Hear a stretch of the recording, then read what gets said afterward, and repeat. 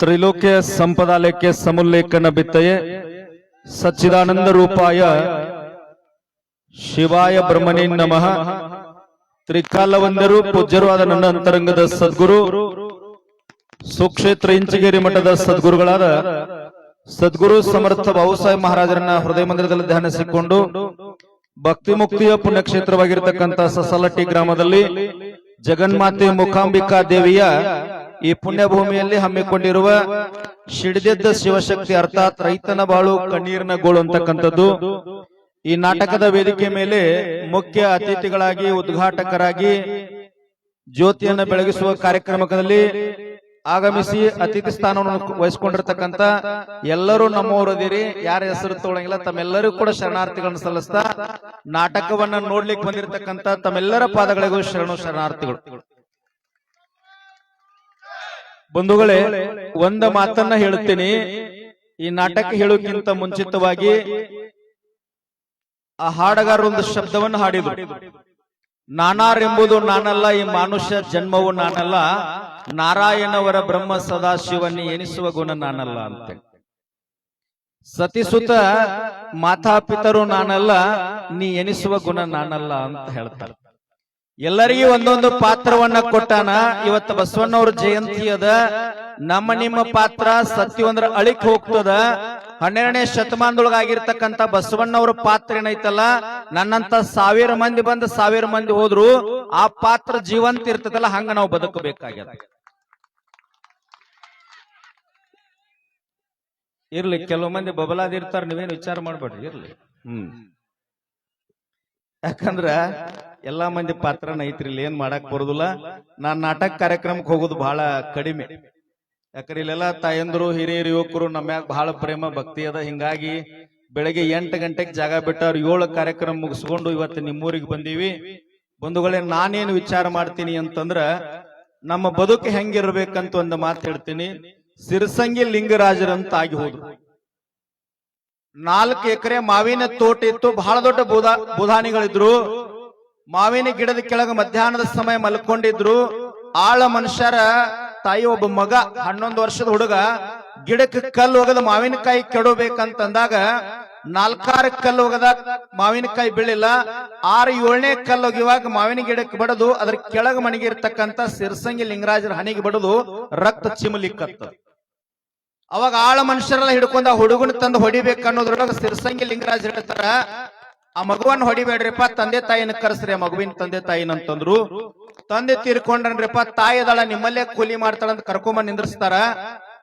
ಅವಾಗ ಮಗುವನ್ನ ಯಾಕೆ ಹೊಡಿಬೇಡ್ರಿ ಅಂತಂದಿನಿ ಅಂತಂದ್ರ, ಮಾತನಾಡದೆ ಇರತಕ್ಕಂತ ಮಾವಿನ ಗಿಡಕ್ಕೆ ಮಗು ಕಲ್ಲು ಹೋಗದ್ರ ಸಿಹಿಯಾದ ಹಣ್ಣು ಕೊಡುತ್ತದ. ಅರಿತವರು ನುರಿತವರು ಬಲ್ಲವರು ಜ್ಞಾನಿಗಳು ತಿಳಿದವರಾಗಿರ್ತಕ್ಕಂಥ ಮಾನವ ಜನ್ಮಕ್ ಬಂದೀವಿ. ಮರ್ತ ಹುಡುಕ್ ಕಲ್ಲು ಹೋಗದ ಅನಿರೀಕ್ಷಿತವಾಗಿ ಗಿಡಕ್ಕೆ ಬಡಿಲಾರ್ದ ನನಗ ಬಿಡದದ, ರಕ್ತ ಚಿಮೈತಲ್ಲ, ಈ 4 ಎಕರೆ ಮಾವಿನ ತೋಟ ಹುಡುಗನ ಹೆಸರಲ್ಲಿ ಬರದ್ ಬಿಡ್ರಿ ಅಂತ ಹೇಳಿದ್ರು. ಅದಕ್ಕವ್ರು ಜೀವಂತ ಅದಾರ, ಅದಕ್ಕವ್ರ ನೆನಪು ಉಳಿದದ. ನಾವೇನ್ ಮಾಡಾಕತ್ತೀವಿ ಅಂದ್ರ ನಮ್ಮ ಸಿಡಿದೆದ್ದ ಶಿವಶಕ್ತಿ ಅಂತ ಏನದಲ್ಲ, ರೈತನ ಬಾಳು ಕಣ್ಣೀರಿನ ಗೋಳು ಅಂತೇಳಿ ಇವತ್ತು ನಿಮ್ಮ ಘಟಪ್ರಭಾ ಎಡದಂಡೆ ಬಲದಂಡೆಗೆ ನೀರು ಬರಬೇಕಾಗಿತ್ತು. ನಮಗೊಂದು ಪಾತ್ರ ಕೊಟ್ಟಾನ, ಹೋರಾಟ ಮಾಡಿ ನಿಮಗ ನೀರು ಬಿಡಿಸೋ ಪಾತ್ರ. ಕೆಲವು ಮಂದಿಗೆ ಏನು ಕೊಟ್ಟಾರಂದ್ರ, ನೀರು ಬಿಟ್ರ ರೈತ ಸಂಘದವರು ಗುರುಜಿದು ಚುನಪ್ಪ ಪೂಜಾರಿ ಹೆಸರು ಬರ್ತದ ಅಂತ ಹೇಳಿ ರಾಜಕಾರಣ ಮಾಡಿ ನೀರು ಬಿಡ್ಲಾರ್ದಂತ ತಡೆಯೋ ಪಾತ್ರ ಅವ್ರಿಗೆ ಕೊಟ್ಟಾನ. ಆದ್ರ ಇಂಚಗೇರಿ ಸಂಪ್ರದಾಯಗಳ ಸದ್ಗುರುಗಳ ತಾಕತ್ತು, ಮೂಕಾಂಬಿಕ ತಾಕತ್ ಹೆಂಗೈತಿ ಅಂದ್ರ, ನಿಮ್ಮೆಲ್ಲಾ ರಾಜಕಾರಣ ಮುರಿದು ನಾಳೆ ಹರಾಗ ನೀರು ಬರ್ತದ, ನಿಮಗೆಲ್ಲಾ ಪುಣ್ಯ ಇದೆ. ಈ ವೇದಿಕೆ ಮುಖಾಂತರ ಒಂದು ಮಾತು ಹೇಳ್ತೀನಿ, ನೀವೆಲ್ಲಾ ಮ್ಯಾಕ್ ಕುಂತವ್ರೆಲ್ಲಾ ನಮ್ಮೂರದಿರಿ. ಕೋವಿಡ್ದೊಳಗೂ ಸಹಿತ ನಮಗ ನಿಮಗೆ ಏನಾಗ್ಲಾರ್ದ ಭಗವಂತ ಆವಿಷ್ಯ ಕೊಟ್ಟಾನಂದ್ರ, ಮತ್ತೊಬ್ಬರಿಗೆ ನೀರು ಬಿಡ್ಲಾರ್ದಂಗ ತಡೆಯೋ ಸಲುವಾಗಿ, ಮತ್ತೊಬ್ಬರಿಗೆ ಕಬ್ಬಿನ ಬಿಲ್ ಹೆಚ್ಚಾಗ್ಲಾರ್ದಂಗ ತಡೆಯೋ ಸಲುವಾಗಿ ನಿಮ್ಮ ರಾಜಕಾರಣ ರಾಜ್ಯದೊಳಗ ಮಾಡಿದಿರಿ ಅಂದ್ರ ಅಂತ್ಯ ಆಗೋ ಕಾಲ ಬಹಳ ದೂರ ಇಲ್ಲ, ಎಚ್ಚರಲೇ ಬದುಕು.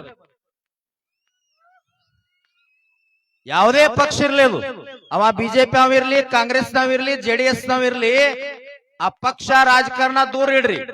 ನಿಮ್ಮೆಲ್ಲರಿಗೆ ಅನ್ನ ಹಾಕಿ ಜೀವಂತ ಇಟ್ಟಿರ್ತಕ್ಕಂಥ ರೈತ ದೊಡ್ಡವದಾನ. ರೈತನ ಸೇವಾ ಮಾಡ್ರಿ. ರೈತ ಕಣ್ಣೀರ್ ಹಾಕಿದಂದ್ರ ಯಾವುದೇ ರಾಜಕಾರಣಿ ಮನೆತನಗಳು ಹಾಳಾಗಿ ಹೋಗ್ತಾವ ಎಂದು ಮಾಡಬೇಡ. ಯಾವ್ದಾ ಜಿಲ್ಲಾ ಇರ್ಲಿ, ಯಾವುದೇ ತಾಲೂಕ್ ಇರ್ಲಿ, ಯಾವುದೇ ಭಾಗ ಇರ್ಲಿ, ರೈತ ದೊಡ್ಡವ. ಅನ್ನ ಹಾಕಿರ್ತಕ್ಕಂಥ ಅನ್ನದಾತ ದೊಡ್ಡವ. ನೀ ಎಲ್ಲಿಂದ ಬೆಳೆದ ಬಂದಿ ಅದನ್ನು ಮರಿಬೇಡ. ಯಾರ ಅನ್ನ ತಿಂದು ಬೆಳೆದಿ ಅದನ್ನು ಮರಿಬೇಡ. ಇವತ್ತು ನೀವೆಲ್ಲ ಜೀವಂತ ಅದೀವಿ ಅಂದ್ರೆ ಒಬ್ಬ ರಾಷ್ಟ್ರಪತಿ ಇರ್ಲಿ, ಪ್ರಧಾನಿ ಇರ್ಲಿ, ಪೊಲೀಸ್ ಇರ್ಲಿ, ಡಾಕ್ಟರ್ ಇರ್ಲಿ, ಇಂಜಿನಿಯರ್ ಇರ್ಲಿ, ಇವರೆಲ್ಲರೂ ಕೆಲಸ ಮಾಡ್ಬೇಕಾದ್ರೆ ಶಕ್ತಿ ಬೇಕಲ್ಲ.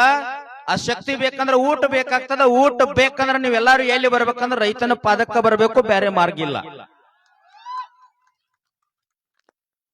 ರೈತನಗ ಕಣ್ಣೀರ್ ಹಾಕ್ಸಿದ್ರಿ ಅಂತಂದ್ರ, ರೈತನಿಗೆ ತ್ರಾಸ ಕೊಟ್ರಿ ಅಂತಂದ್ರ, ಭೂಮಿ ತಾಯಿ ತ್ರಾಸ ಕೊಟ್ಟಿ ಅಂತಂದ್ರ ಯಾರು ಕೂಡ ಉದ್ಧಾರ ಆದಂತ ಇತಿಹಾಸ ಈ ಭೂಮಿ ತಲೆ ಮ್ಯಾಗಿಲ್ಲ. ವಿಜಯನಗರ ಸಾಮ್ರಾಜ್ಯ ಹಾಳಾಗಿ ಹೋಗೈತಿ. ರಾಜ ಮಹಾರಾಜರು ಹಾಳಾಗಿ ಹೋಗ್ಯಾರ.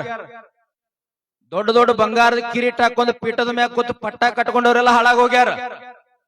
ಯಾರು ಉಳಿದಿಲ್ಲ. ಯಾವ ಆಸ್ತಿನೂ ಹೋಗಿಲ್ಲ. ಬಾಳ ಫ್ಯಾಕ್ಟ್ರಿಗಳ ಕಟ್ಟಿ ಬಾಳ ಹಣ ತಗೊಂಡು ಹಣ ಗಳಿಸಿ ಹೊರದೇಶದಾಗ ರೊಕ್ಕ ಇಟ್ಟಾರ.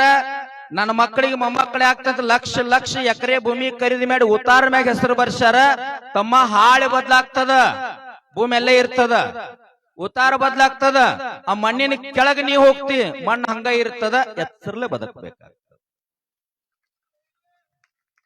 ಬದುಕು ಬಹಳ ಸುಂದರ ಅದ. ಮನೆಯಲ್ಲಿ ಒಂದು ತಾಸು ಪುರಾಣ ಮಾಡೀನಿ. ಬಾಳ ಎಲ್ಲಾ ಬಳಗ ನಮ್ದ ಐತಿ, ಬಾಳ ಏನ್ ಹೆಚ್ಚಡಂಗಿಲ್ಲ. ಏನು ಮರಿಬಾರದು ಅಂತಂದ್ರ, ಊರಾಗ ಒಬ್ಬ ಕಟಿಂಗ್ ಮಾಡೋ ವ್ಯಕ್ತಿ ಇದ್ದ. ಒಂದು ಲಾಟ್ರಿ ಟಿಕೆಟ್ ತಗೊಂಡಿದ್ದ. ಆ ಟಿಕೆಟ್ ಯಾರ ಕಡೆ ಕೊಟ್ಟಿದ್ದಂದ್ರ, ನನ್ನ ಕೈಯಾಗಿದ್ರೆ ಎಲ್ಲರೇ ಮರತ ಕಳೆದು ಹೋಗ್ತದ ಅಂತೇಳಿ ಹೆಂಡತಿ ಕೈಯಾಗ ಕೊಟ್ಟಿದ್ದ. ಎಲ್ಲರೇ ಚಲೋ ಜಾಗದಾಗ ಇಡ ಅಂತೇಳಿ ಆ ತಾಯಿ ಒಂದ್ ಕಡೆ ಇಟ್ಟಿದ್ಳು. ಊರಾಗ ಸಸಾಲಟ್ಟಿ ಅಂತ ಗ್ರಾಮದೊಳಗ ಊರಾಗ ಬಹಳ ದೊಡ್ಡ ಶ್ರೀಮಂತ ಊರ್ ಗೌಡ್ರು ಅವ್ರು ಕಟಿಂಗ್ ಮಾಡಾಕತ್ತಿದ್ದ. ಆ ಗೌಡ್ರ ಪೇಪರ್ ಓದಾಕತ್ತಿದ್ರು. ಅರ್ಧ ಕಟಿಂಗ್ ಮಾಡಿದ್ದ. ಗೌಡ್ರ ಪೇಪರ್ ಓದೊಳಗ ಕೊನೆಗೆ ಲಾಟ್ರಿ ಟಿಕೆಟ್ ನಂಬರ್ ಹತ್ತಿತ್ತು. ನಂಬರ್ ಇದ್ದು. ಗೌಡ್ರ ನಂದೊಂದ್ ನಂಬರ್ ನೋಡ್ರಿ ಅಂದ. ಹೇಳಿಗುಡ್ದ 3ನೇ ಸಾಲಿನಾಗ 1ನೇ ನಂಬರ್ ಅವಂದ ಇತ್ತು. 25 ಲಕ್ಷ ರೂಪಾಯಿ ಲಾಟ್ರಿ ಹತ್ತಿತ್ತು. ಅವಾಗ 25 ಲಕ್ಷ ರೂಪಾಯಿ ಲಾಟ್ರಿ ಏನ್ ಹತ್ತಿತ್ತಲ್ಲ, ಗೌಡ್ರದ ಅರ್ಧ ಕಟಿಂಗ್ ಮಾಡಿದ್ದ. ಅದೇನು ಕತ್ತಿ ಬಟ್ಲೆ ಇತ್ತಲ್ಲ ಡಬ್ಯಾಗ ಇಟ್ಬಿಟ್ಟವ. ಗೌಡ್ರ ಅಂದವ, ನಾ ಇನ್ನು ಕಟಿಂಗ್ ಮಾಡಂಗಿಲ್ರಿ ಅಂದ. ಯಾಕೋ ಮಾಡು, ಇನ್ನೊಂದ್ ಅರ್ಧ ಅದ ಮಾಡಂದ್ರು. ಗೌಡ್ರ ಅಂದವ, ಇನ್ಕ ತಕ್ಕ ನೀವು ಗೌಡ್ರ ಸೌಕಾರ ಇದ್ರಿ, ನನಗೆ 25 ಲಕ್ಷ ಅದ, ನಾನು ನಿಮ್ಗಿಂತ ದೊಡ್ಡ ಸೌಕಾರ, ನಾ ಯಾಕೆ ಮಾಡ್ರಿ ಅಂದವ. ಡಬ್ಬಿ ತಗೊಂಡ ಬಗಲಾಗಿ ಹಿಡ್ಕೊಂಡ ನದಿ ದಾಟಿ ತನ್ನ ಊರಿಗೆ ಹೋಗಬೇಕಾಗಿತ್ತು. ದೋಣಿ ಒಳಗ್ ಕೂತ ನಾವಿನೊಳಗ್ ಅರ್ಧಕ್ ಹೋದ ವಿಚಾರ ಬಂತು. 25 ಲಕ್ಷ ರೂಪಾಯಿ ಲಾಟ್ರಿ ಹತ್ಯದ. ಈ ಕಟ್ಟಿಂಗ್ ಮಾಡು ಬಟ್ಲ, ಈ ಕತ್ತಿ, ಇದನ್ ತಗೊಂಡ್ ಇನ್ನೇನ್ ಮಾಡೋದದ? ಇಷ್ಟು ವರ್ಷ ಅನ್ನ ಹಾಕಿತ್ತು ಮರದವ, ಇನ್ನೇನ್ ಇದನ್ ತಗೊಂಡ್ ಮಾಡೋದಂತೇಳಿ ಡಬ್ಬಿ ಏನ್ ಮಾಡ್ದ, ನದಿಯಾಗ ಹೋಗೋದು. ಮನಿಗ್ ಹೋದ. ಹೆಂಡತಿ ಮುಂದ್ ತೈ ಕುಣ್ಕೊಂತ ಕೇಳ್ತಾನ, ಲಾಟ್ರಿ ಟಿಕೆಟ್ ಕೊಟ್ಟಿಲ್ಲ ತಗೊಂಡ್ ಬಾ, 25 ಲಕ್ಷ ಹತ್ಯದ ಅಂತಂದಾಗ ನಿಮ್ಮ ಕಟಿಂಗ್ ಮಾಡು ಡಬ್ಬಿ ಎಲ್ಲಿ ಐತ್ರಿ ಅಂತ ಕೇಳಕ್ಕೆ. ಅರ್ಥ ಆತ್ರಿ? ನೀವೆಲ್ಲರ ಇಟ್ಟು ಮರಿತೀರಿ, ನಾ ಇಟ್ಟು ಮರಿತೀನಿ ಅಂತ ಏನ್ ಮಾಡೀನಿ ಅಂದ್ರ, ಜೀವನದೊಳಗ ಅನ್ನ ಹಾಕಿರ್ತಕ್ಕಂತ ಕಟಿಂಗ್ ಡಬ್ಬಿ, ಕತ್ತಿ ಬಟ್ಲ ನೀವು ಮರ್ಯಂಗಿಲ್ಲ ಅಂತ ಹೇಳಿ ಆ ಡಬ್ಬಿ ಕೆಳಗಿನ ಬಾಜು ಲಾಟ್ರಿ ಟಿಕೆಟ್ ಇಟ್ಟೀನ್ರಿ, ಅದ ಡಬ್ಬಿ ಎಲ್ಲಿ ಐತೆ ಅಂತ ಕೇಳಿ.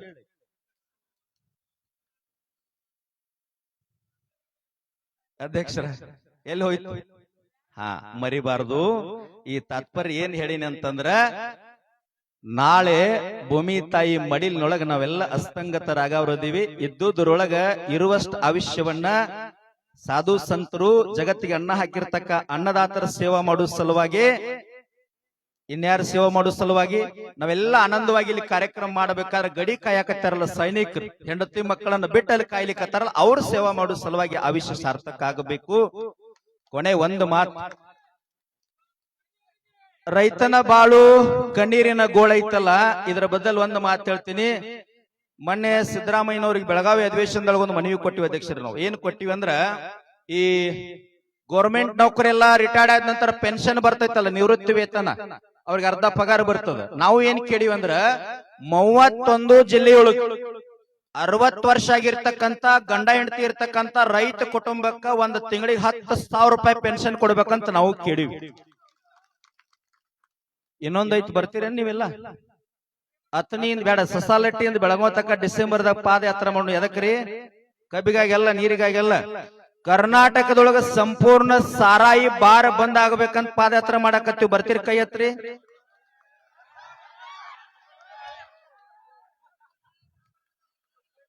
ಯಾಕೆ ಬಾಳ ಮಂದಿ ಎತ್ತವತ್ತಲ್ರಿ? ಇಲ್ಲನ್ರಿ, ಇಲ್ಲ ನಾವೇನ್ ಪಾದಯಾತ್ರೆ ಮಾಡಂಗಿಲ್ಲ, ಏನ ದೂರ ಐತದ. ಯಾಕಂದ್ರ ಇಲ್ಲಿ ಸಸಾಲಟ್ಟಿಯಿಂದ ಪಾದಯಾತ್ರೆ ಮಾಡೋದ್ರ ಮುಗುಳು ಕೋಡ್ ದಾಟೋದ್ರಾಗ ನಾನು ಅಧ್ಯಕ್ಷರು ಇಬ್ಬರ ಉಳಿತು ನನ್ನ ಸಂಶಯ ಐತಿ ನನಗ.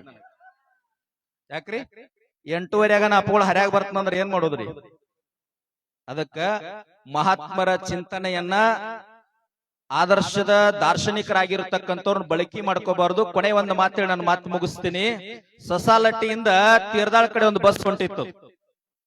ಇವತ್ತು ಮಹಾತ್ಮರ ಭಾವಚಿತ್ರ ಹಿಡ್ಕೊಂಡು ಬಹಳ ಜನ ರಾಜಕಾರಣ ಮಾಡ್ತಾರ, ಹೆಸರು ಹೇಳ್ಕೊಂಡು ರಾಜಕಾರಣ ಮಾಡ್ತಾರ. ಅವ್ರು ಬದುಕಿದ ಆದರ್ಶಗಳನ್ನು ತಮ್ಮಲ್ಲಿ ಬಳಕೆ ಮಾಡ್ಕೊಂಡಿಲ್ಲ. ಆ ಬಸ್ ಹೊಂಟಿತ್ತು, ಎಲ್ಲಾ ಸೀಟ್ ಪ್ಯಾಕ್ ಆಗಿತ್ತು. ಒಬ್ಬ ಸೆಕೆಂಡ್ ಇಯರ್ ಹುಡುಗ ಬಸವನವ್ರ ವಚನ ಓದ್ಕೊಂಡ್ ಕುಂತಿದ್ದ. ಮುಪ್ಪಾವಸ್ಥೆ ಮುದಕ್ ಮ್ಯಾಗ ಹತ್ತಿ ಬಿಟ್ಟ. ಸೀಟ್ ಕೇಳಿದ್ರ ಹುಡುಗ ಕೊಡ್ತಿದ್ದಿಲ್ಲ ಗೊತ್ತಿಲ್ಲ. ಮುದಕ್ ಅಜ್ಜ ಹೆಂಗ್ ಕೇಳಿದಂದ್ರ ಅವ್ ಬಸವನವ್ರ ವಚನ ಓದಾಕತ್ತಿದ್ದಲ್ಲ, ಅದ ಶೈಲಿಯಾಗಿ ಕೇಳಿದ್ವು. ದಯವಿಲ್ಲದ ಧರ್ಮ ಅದಾವುದಯ್ಯ, ನನಗೊಂದು ಸೀಟು ಬಿಟ್ಟು ಕೊಡಯ್ಯ ಅಂದವ. ಹುಡುಗಂದ ಬಹಳ ಬುದ್ಧಿವಂತಿದ್ದು, ಸೆಕೆಂಡ್ ಇಯರ್ ವಿದ್ಯಾರ್ಥಿ ಅವ. ಬಸವನವ್ರ ಗ್ರಂಥ ತೆಗೆದ ಬ್ಯಾಗಿನೊಳಗೆ ಇಟ್ಟ. ಅಜ್ಜ ಕೇಳಿದ್ನಲ್ಲ, ದಯವಿಲ್ಲದ ಧರ್ಮ ಅದಾವುದಯ್ಯ, ನನಗೊಂದು ಸೀಟು ಬಿಟ್ಟು ಕೊಡಯ್ಯ ಅಂದಿದ್ದ. ಹುಡುಗಂದ ಪರಚಿಂತೆ ನಮಗೇತ ಕಯ್ಯ, ಪರಚಿಂತೆ ನಮಗೇತ ಕಯ್ಯ, ಹೊದ್ದಲುಂಟು ಹಾಸಲುಂಟು ಬೆಳಕಾದರೆ ಪರೀಕ್ಷೆ ಉಂಟು ಅಂದವ. ಇವತ್ತಿನ ಯುವಶಕ್ತಿ ಬಹಳ ಜ್ಞಾನವಂತದ. ಈ ನಾಟಕದೊಳಗ 3 ತಾಸಿನ ನಾಟಕ ಏನೈತಲ್ಲ, ನಮ್ಮ ಬದುಕಿನ ಸಾರಾಂಶವನ್ನ, ಬಾಲ್ಯವನ್ನ, ಯೌವನವನ್ನ, ಸಂಸಾರವನ್ನ, ಮುಪ್ಪಾವಸ್ಥೆಯನ್ನ ಮುಂದೆ ಕಣ್ಣು ಮುಂದೆ ತೋರಿಸ್ತಿರ್ತಾರ. ನಮ್ಮ ಬದುಕು ಹಂಗದ. ಒಂದೇ ಮಾತನ್ನ ಹೇಳ್ತೀನಿ, ಈ ಬದುಕು ಸಾರ್ಥಕ ಆಗಬೇಕು ಅಂತಂದ್ರ ನಮಗ್ ಕಣ್ಣೀರು ವರ್ಸಾಕ್ ಸಾಧ್ಯ ಆಗ್ಲಿಲ್ಲ ಅಂದ್ರೂ ಸಹಿತ ಮೂಕಾಂಬಿಕೆ ತೇರ್ ಹೋದಾಗ ಎಳಿತಿರ್ತದ. ನಮ್ ಕಡೆ ಉತ್ತತ್ತಿ ಕಾರಿ ಕಾರ್ಸಕ್ ಆಗಲಿಲ್ಲ ಅಂದ್ರೂ ಕಲ್ಲು ಮಾತ್ರ ಒಗಿಬಾರ್ದು. ನಮಗ್ ಸಾಧ್ಯ ಆದ್ರೆ ಹೂ ಆರಿಸ್ಬೇಕು, ಕಾರಿ ಕಾರ್ಸ್ಬೇಕು. ಅದು ಸಾಧ್ಯ ಆಗಲ್ಲ ಸುಮ್ಮ ನೋಡ್ಕೊಂತ ವೈಭವ ನೋಡ್ಕೊಂತ ಭಕ್ತಿ ಮಾಡ್ಬೇಕು ಒಳಗ ಅಂತ ಪಾತ್ರ ಐತಿ. ಇದನ್ನ ಅಂದ್ರ ಆನಂದ ಇಲ್ಲ, ಇದೆಲ್ಲ ನಂದ್ ಅಂದಿವ ಅಂದ್ರ ಆನಂದ ಐತಿ ಅಂತ ಹೇಳಿ ನನ್ನೆರಡು ಮಾತುಗಳಂತ ತಮ್ಮೆಲ್ಲರ ಪಾದಕ. ಇಲ್ಲಿವರೆಗೆ